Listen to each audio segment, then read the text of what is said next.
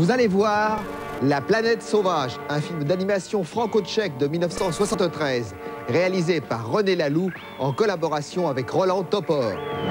On le sait, la France n'a jamais été le pays de prédilection du film d'animation et du dessin animé. Avant René Laloux, il y eut bien sûr Paul Grimaud et Jean Image.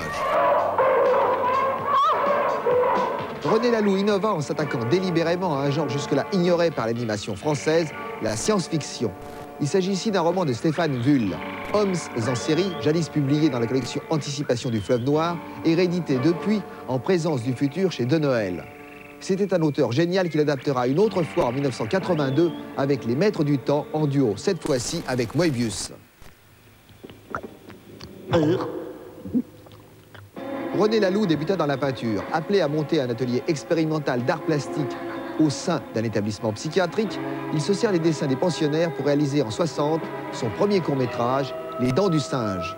En 1964, il collabore déjà avec Roland Topor sur 2 courts-métrages, Les Temps Morts, puis plus tard, Les Escargots. La réalisation de La planète sauvage demandera 6 ans et le tournage s'étendra de 1968 à 1973, année au cours de laquelle le film sera présenté au Festival de Cannes. Roland Topor fut illustrateur, affichiste, romancier, scénariste. Il cumulait tous les talents. Il créa avec Fernando Arrabal et Alexandre Jodorowsky les mouvements paniques aux marges du surréalisme devenu trop contraignant pour leur goût.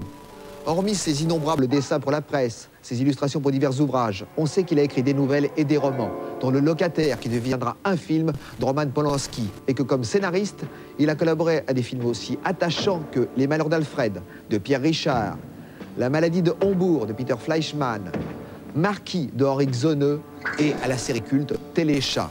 Il a apparu entre autres comme comédien dans Nosferatu, fantôme de la nuit de Werner Herzog, où il campait Renfield, l'âme damnée de Dracula, le dégustateur de mouches et d'araignées. Pour en savoir plus sur sa personnalité excentrique et fascinante, je vous renvoie à Court Terme, recueil d'échanges avec Eddie de Volder aux éditions du Mercher et à l'indispensable Topor, le dictionnaire aux éditions alternatives.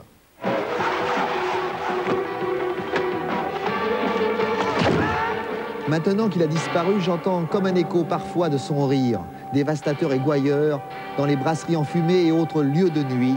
Salut, Roland.